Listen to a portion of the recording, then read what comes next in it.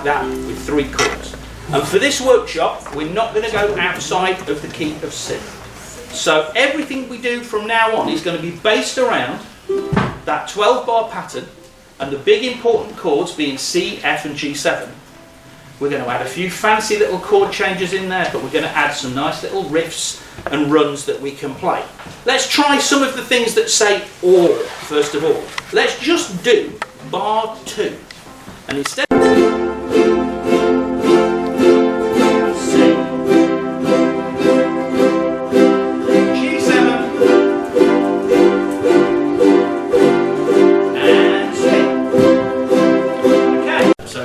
you're okay with that? Give me a smile, give me a nod if you're okay with that. They're both in the 2nd fret. This one's on the G string, this one's on the E string.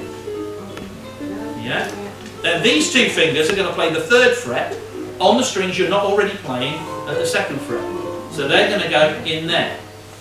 So now I've got this little zigzaggy shape that goes 1, first finger there on the 2nd fret, ring finger on the 3rd fret, first finger on that one. That's the only diminished 7 chord shape you will ever need, because you just slide it around to get the chord you want.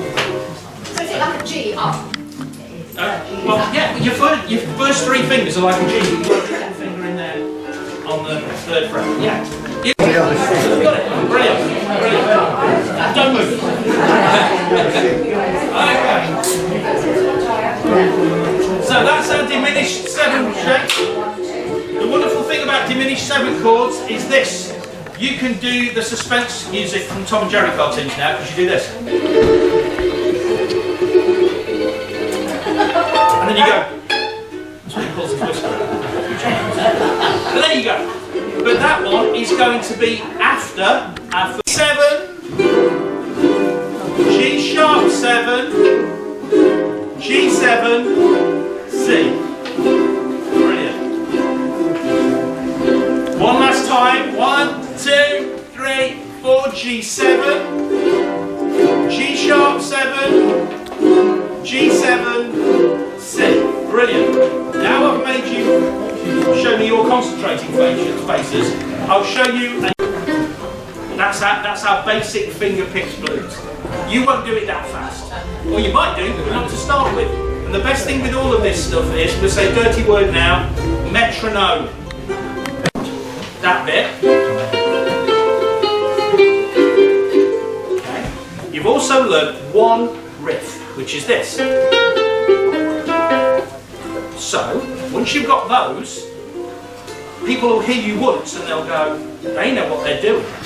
On about the 8th song, they're going to go, they've only got one riff and a turn. So what you do is you gradually learn more that you know you can slot in certain places, and you tuck them away in your pocket, and then when it starts to sound like you are doing the same thing over and over again, you pull out a different one and everyone goes, oh, they've probably got hundreds of those. So here's another really simple one, I promise you. You do not have to move your left hand at all. And this goes instead of the one we just did. So this is the last bar of the first line, but instead of this one, we're going to do this one. Which has got a really nice, that note sounds a bit, doesn't it? When you play that note, this is what you have to do. You have to go, push the lip. You have to do that. Whenever you hit that note, yeah, that's the 3rd fret on the C string. So get a